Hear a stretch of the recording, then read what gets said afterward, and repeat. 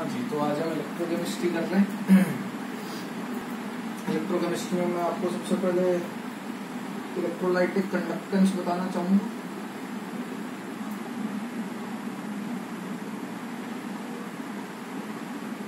और उसके अंदर भी मैं आपको सबसे पहले कुछ मेटलर्जी के नोट्स आपको भेजे जा चुके हैं, आप वहाँ से देख सकते हैं। सेम इलेक्ट्रोकेमिस्ट्री के नोट्स में भी मैं आपको भेज दूँगा, आप वहाँ से देख सकते हैं ना।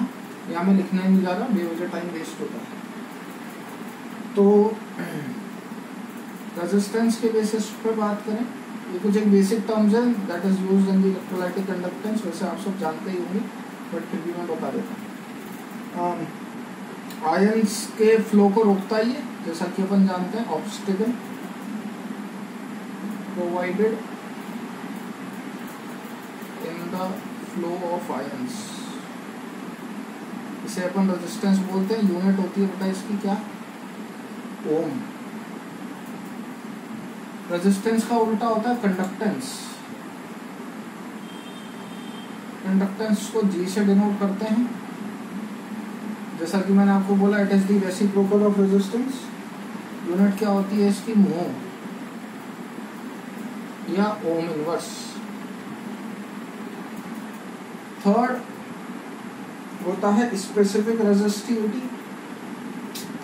स्पेसिफिक रेजिस्टेंस या स्पेसिफिक रेजिस्टिविटी।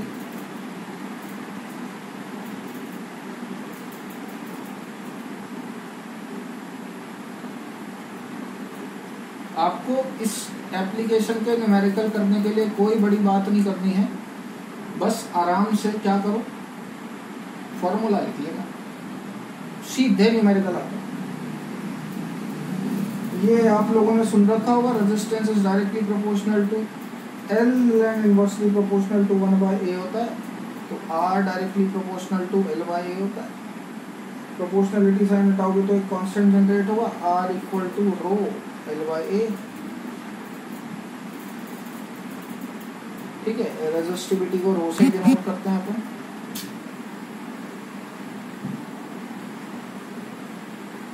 है ना, यहाँ से रो की वैल्यू निकालोगे तो क्या आ जाएगी,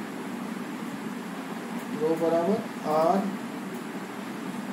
into L/A।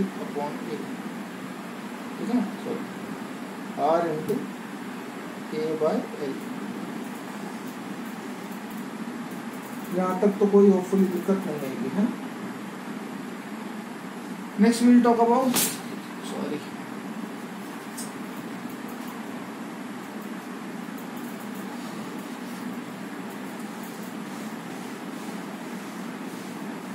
cell constant. Cell constant is denoted by what, G star।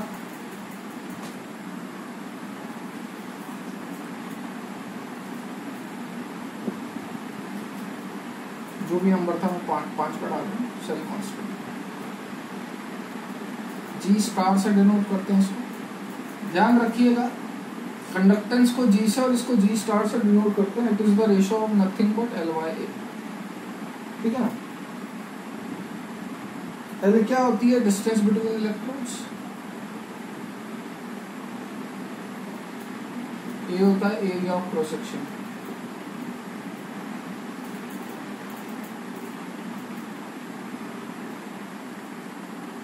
Next we will talk about, उससे पहले मैं आपको रेजिस्टिविटी की डेफिनेशन लिखवाना चाहूँगा बेटा, ये जरूर लिख लेना। रेजिस्टिविटी क्या होता है, थोड़ी देर पहले अपन ने पढ़ा था, देखो, rho equal to R into A/L। ये रेजिस्टिविटी का फॉर्मूला पढ़ा था। कभी भी किसी की भी डेफिनेशन अगर आपको डिकोड करनी है तो बाकी चीज़ें बंद कर दिया था। जैसे अगर मैं A को ले लूँ 1 सेंटीमीटर स्क्वायर और मैं L को ले लूँ 1 सेंटीमीटर, तो रो बराबर R हो जाएगा। ठीक है ना। तो डेफिनेशन क्या हो जाएगी इसकी, और A इंटू L क्या होता है, volume, area into length is volume. तो देखो डेफिनेशन क्या हो जाएगी, और मतलब वॉल्यूम माने 1 सेंटीमीटर स्क्वायर इंटू 1 सेंटीमीटर बराबर 1 centimetre cube, which is equal to what, 1 ml। 1 centimetre cube 1 ml के बराबर होता है। तो समझिएगा व्हाट इज रेजिस्टिविटी। 1 ml के अंदर जितने नंबर ऑफ आयन प्रेजेंट होंगे 1 ml के अंदर जितने नंबर ऑफ आयन प्रेजेंट होंगे और वो जो रेजिस्टेंस शो करेंगे उसे अपन रेजिस्टिविटी बोलेंगे। भैया एरिया 1 ले लिया, लेंथ 1 ले लिया, एरिया इनटू लेंथ वॉल्यूम होता है, तो 1 ml के अंदर जितने नंबर ऑफ आयन्स होंगे और वो जो रेजिस्टेंस शो करेंगे उसे अपन रेजिस्टिविटी बोलेंगे। ठीक है, ये डेफिनेशन लिखी हुई है आपके नोट्स में, मैं भेज दूंगा। फोर्थ होती है व्हाट, स्पेसिफिक कंडक्टेंस या कंडक्टिविटी। ये बिल्कुल इसका उल्टा होता है, जैसे रेजिस्टेंस का उल्टा कंडक्टेंस होता है, ऐसे ही स्पेसिफिक रेजिस्टेंस का उल्टा स्पेसिफिक कंडक्टेंस और कंडक्टिविटी होता है, denoted by K, kappa। It is the reciprocal of resistivity and defined as, ये क्या होता है, 1 ml के अंदर जितने आयन्स होंगे और वो जो कंडक्टेंस शो करेंगे उसे आप क्या बोलते हो, स्पेसिफिक कंडक्टेंस। 1 ml के अंदर जितने आयन्स होंगे वो जो रेजिस्टेंस शो करेंगे स्पेसिफिक रेजिस्टेंस। 1 ml के अंदर जितने नंबर ऑफ आयन्स होंगे और वो जो कंडक्टेंस शो करेंगे उसे अपन स्पेसिफिक कंडक्टेंस बोलेंगे। Kappa equal to 1/r, sorry 1/ρ। And what is rho here, 1/r into a/l। इसको ऐसे भी लिख सकते हैं 1/r into l/a। And what is l/a, cell constant. तो मैं इसको ऐसे, एंड व्हाट इज 1/r, थोड़ी देर पहले लिख पाया था, कंडक्टेंस। तो मैं इसको ऐसे भी लिख सकता हूँ ना, that conductivity equal to conductance into cell constant. The relation ध्यान रखना, सीधे न्यूमेरिकल आएगा। जो डब्बा लगा रहा हूँ वो याद रख लो बस, ये फॉर्मूला याद रखना है, ये फॉर्मूला याद रखना है। और अब एक लास्ट फॉर्मूला और ध्यान रखना है, मतलब 1-2 फॉर्मूले और ध्यान रखने, फिर मैं आपको उसी के बेस पे न्यूमेरिकल करवाता हूँ।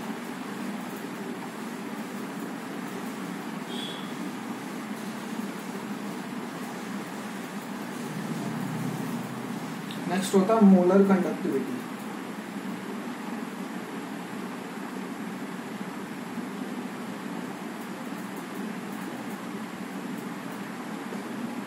ये क्या होता है, conductivity of all the ions produced by 1 mole of electrolyte is known as molar conductivity। देखिए मोलारिटी क्या होती है, मोल्स बाय वॉल्यूम। तो अगर मैं किसी को बोलूं कि भैया किसी के अंदर एक मोलैरिटी का मतलब क्या हुआ, किसी की अगर मोलैरिटी 1 है तो उसका मतलब क्या हुआ कि उसके अंदर ये 1 हो गया, 1 हो गया तो मतलब वॉल्यूम बराबर मोल्स हो गए। तो इसका मतलब क्या हुआ, किसी की मोलैरिटी अगर 1 है, 1 मोलैरिटी है, तो मतलब 1 लीटर के अंदर कितने मोल प्रेजेंट है, 1 मोल। किसी की मोलैरिटी अगर 1 है तो मतलब 1 मोल है 1 लीटर के अंदर। किसी की मोलैरिटी अगर 2 है तो 2 मोल है 1 लीटर के अंदर। किसी की मोलैरिटी अगर 3 है तो 3 मोल है 1 लीटर के अंदर। ठीक है, सिमिलरली अगर किसी की मोलैरिटी m है तो m मोल्स हैं 1 लीटर के अंदर। ठीक है, तो 1 मोल कितने लीटर के अंदर होगा, 1000/m, ml में है। ठीक है ना, लीटर को ml में करती है।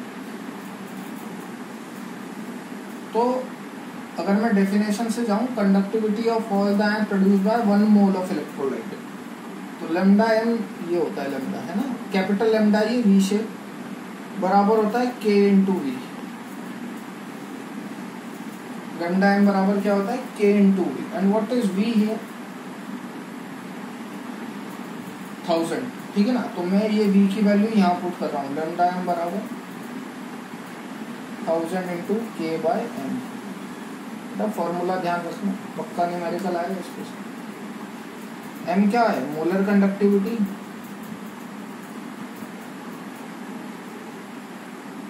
k क्या है, कंडक्टिविटी,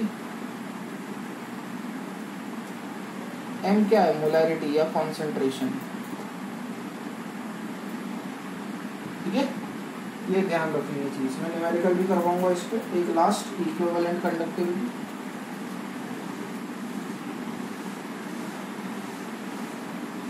तो ये 1 मोल ऑफ इलेक्ट्रोलाइट जो कंडक्टिविटी शो करे उसे मोलर कंडक्टिविटी बोलते हैं। What is equivalent conductivity? एक इक्विवेलेंट इलेक्ट्रोलाइट जो कंडक्टिविटी शो करे उसे अपन इक्विवेलेंट कंडक्टिविटी बोलते हैं। इनफैक्ट फॉर्मूला भी सेम है लगभग। लैम्डा एम बराबर 1000 इंटू के बाय एम होता है, यहाँ पे के बाय एन लिख देना, एन स्टैंड फॉर नॉर्मैलिटी। ठीक है, अगर कोई इन दोनों के बीच में रिलेशन पूछे कि भैया इन दोनों के बीच में रिलेशन क्या है, तो these two are related by what? N factors. Lambda M जो होता है वो N factor into lambda equivalent. N factor hopefully आप निकालना जानते होगे। फिर भी एसिड के लिए जो वो H प्लस आयन जितने डिनोट कर सकता है वो होता है एन फैक्टर। बेस के लिए जितना वो OH माइनस आयन डिनोट कर सकता है वो होता है एन फैक्टर।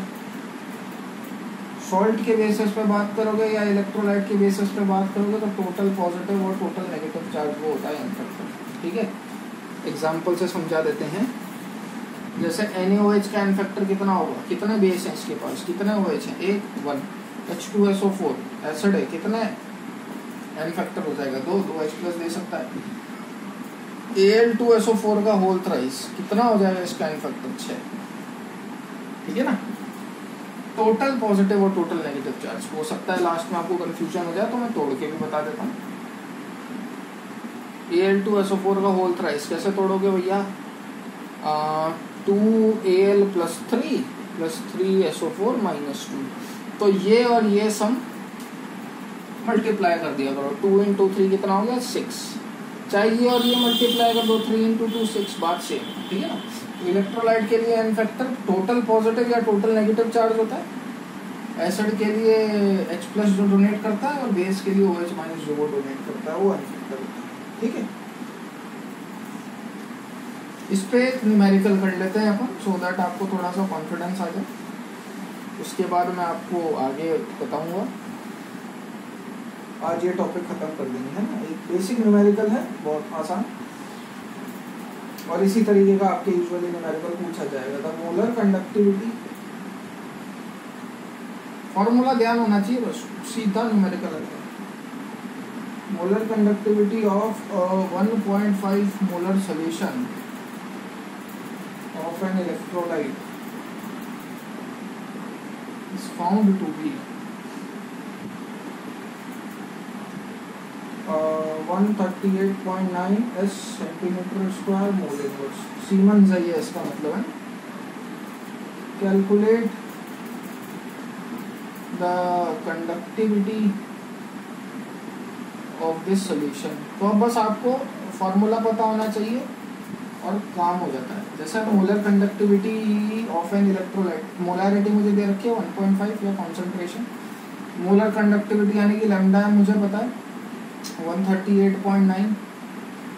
कंडक्टिविटी यानी कि कापा मुझे निकालना है। क्या फॉर्मूला लगाऊंगा? लैम्डा एम बराबर 1000 इंटू के बाय एम।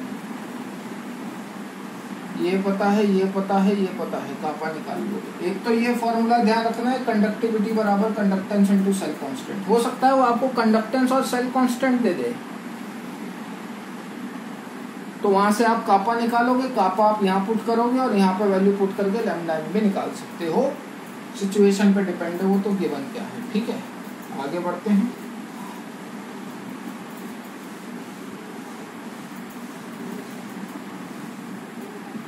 आगे आपके बच्चा 2 चीज आती है। एक आपको पढ़ना है क्या? कंडक्टेंस, और एक कंडक्टिविटी। इसमें 1-2 चीज और इंक्लूड है, लैम्डा एम और लैम्डा ई की। तो कंडक्टेंस, कंडक्टिविटी, मोलर कंडक्टेंस और इक्विवेलेंट कंडक्टिविटी में क्या रिलेशन है? एक्चुअल में अपन देखते हैं कि डाइल्यूशन करने पे किस पे क्या फर्क पड़ेगा। तो कंडक्टेंस के बेसिस पे बात करूंगा, तो चाहे कंडक्टेंस के बेसिस पे बात करें तो ध्यान रखिएगा, कंडक्टेंस चाहे वीक इलेक्ट्रोलाइट का करवाइए चाहे स्ट्रॉन्ग इलेक्ट्रोलाइट का,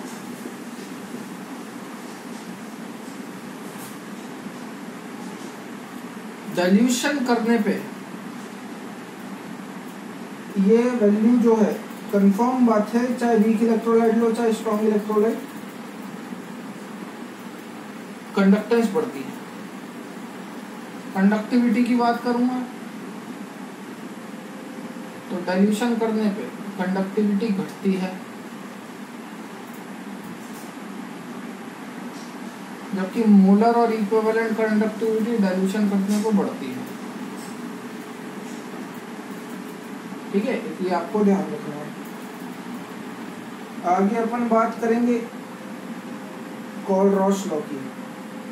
कोलरॉस लॉ क्यों आया उससे पहले ग्राफ समझिए। आपने पढ़ा है लैम्डा एम बराबर 1000 इंटू के बाय एम। तो अगर मैं मोलर कंडक्टिविटी और कॉन्सेंट्रेशन में ग्राफ प्लॉट करना चाहूँ, इन्वर्सली आएगा। कॉन्सेंट्रेशन घटाओगे तो मोलर कंडक्टिविटी बढ़ेगी। इस तरीके से स्ट्रेट लाइन ही होता है बट बढ़ती हुई। सपोज एक KCl का ग्राफ है, हो सकता है वो आपसे HCl का पूछ ले, तो HCl का इसके ऊपर दिखा देना ऐसे। क्यों बोला मैंने ऊपर दिखा देना? क्योंकि HCl ज़्यादा स्ट्रॉन्ग एसिड है एज कम्पेयर टू KCl के, तो इसलिए उसके ऊपर ग्राफ आएगा। कॉन्सेंट्रेशन घटाऊंगा तो लैम्डा एम बढ़ेगा, कंफर्म बात है ना। इस जगह मैं बात करूंगा तो इस जगह आपकी कॉन्सेंट्रेशन कितनी हो जाएगी? 0। कॉन्सेंट्रेशन 0 मतलब लैम्डा एम क्या हो गया आपका? इनफाइनाइट। तो स्ट्रॉन्ग इलेक्ट्रोलाइट के लिए तो आप लैम्डा एम इनफाइनाइट निकाल पा रहे थे, लेकिन जब मैंने यही ग्राफ वीक इलेक्ट्रोलाइट के लिए प्लॉट करा तो वो कुछ ऐसा आया। कॉन्सेंट्रेशन घटाने के बाद वो ग्राफ सीधे जा रहा था, यानी कि आपको कभी भी लैम्डा एम इनफाइनाइट नहीं मिल रहा था। एग्जाम्पल के तौर पे ले लें HCOOH CH3COOH। Acetic acid weak होता है एज कम्पेयर टू फॉर्मिंग, ये लैम्डा एम और C है। लेकिन ये स्ट्रॉन्ग इलेक्ट्रोलाइट के लिए ग्राफ है, जबकि ये वीक इलेक्ट्रोलाइट के लिए ग्राफ है। तो क्योंकि इसका मुझे लैम्डा एम इनफाइनाइट नहीं मिल पा रहा था, इसलिए अपन कोलरॉस लॉ पढ़ते हैं। और कोलरॉस लॉ क्या बोलता है कि आप किसी भी वीक इलेक्ट्रोलाइट को डिसॉल्व करे जाओ। भाई डाइल्यूशन होने पे अल्फा क्या होता है? उसके टूटने की टेंडेंसी क्या होती है? बढ़ती है। अल्फा बढ़ेगा तो डाइल्यूट होने की टेंडेंसी बढ़ेगी, और डाइल्यूट होने की टेंडेंसी बढ़ेगी तो एक समय ऐसा आएगा जब वो पूरी तरीके से टूट जाएगा। तो कोलरॉस लॉ क्या बोलता है? Eight infinite dilution each and every electrolyte is 100% dissociated and ions are completely independent of each other.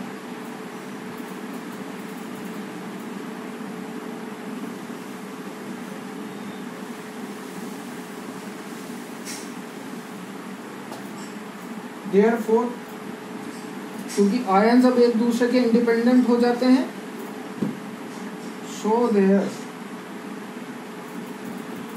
Equivalent conductivity of any electrolyte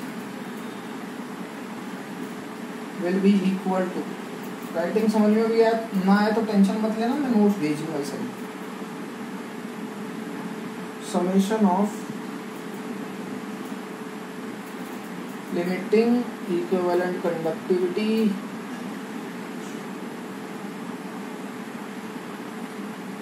of cation and anion। मतलब इनफाइनाइट डाइल्यूशन पे जो आपका इलेक्ट्रोलाइट की इक्विवेलेंट कंडक्टिविटी होगी, क्योंकि चीज पूरी तरीके से अपने आयंस में टूट जाएगी, तो वो किसके बराबर होगी? Equivalent conductivity of cation plus equivalent conductivity eight infinite dilution of anion. ये ध्यान रखिएगा, ठीक है। एन फैक्टर का रिलेशन मैं आपको बता ही चुका हूँ, ठीक है। तो उसके बेस पे न्यूमेरिकल कर लेते हैं, और इसके बाद एक और है, बस उसके बाद आपको खत्म।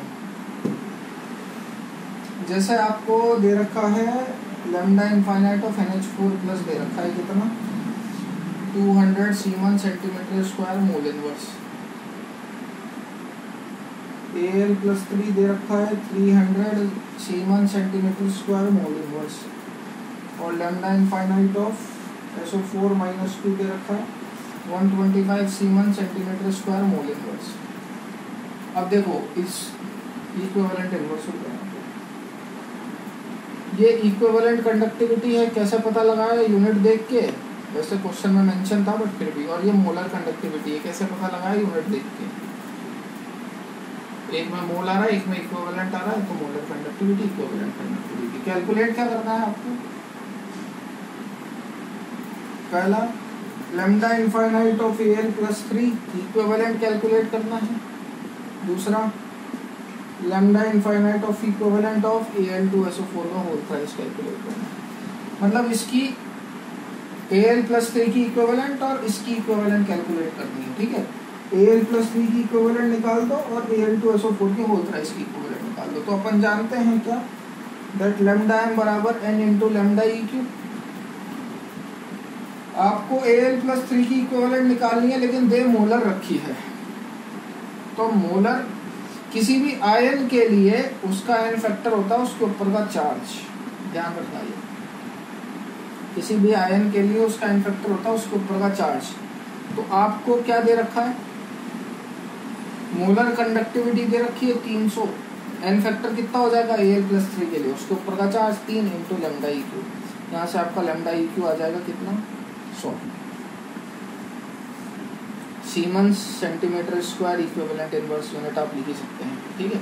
सेकंड पार्ट उसने क्या बोला है, इक्विवेलेंट कंडक्टिविटी निकाल दो। इक्विवेलेंट कंडक्टिविटी निकालोगे तो Al2 की भी इक्विवेलेंट लेनी पड़ेगी, SO4 की भी इक्विवेलेंट लेनी पड़ेगी। SO4 की तो इक्विवेलेंट दे रखी है, और अभी थोड़ी देर पहले Al प्लस 3 की भी इक्विवेलेंट निकाली है, तो ये आ जाएगी 225, ठीक है। इस तरीके के छोटे मोटे न्यूमेरिकल आपको वहाँ मिलेंगे। एक और सवाल और लास्ट, उसके बाद ये टॉपिक खत्म। Determination of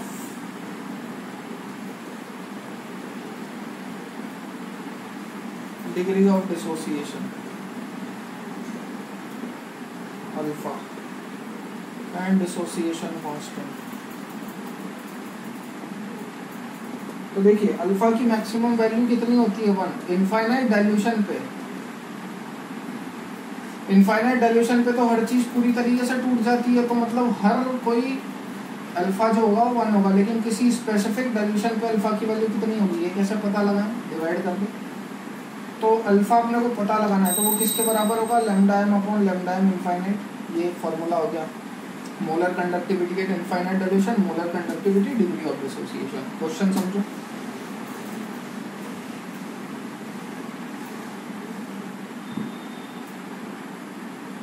conductivity of an aqueous solution of weak monoprotic acid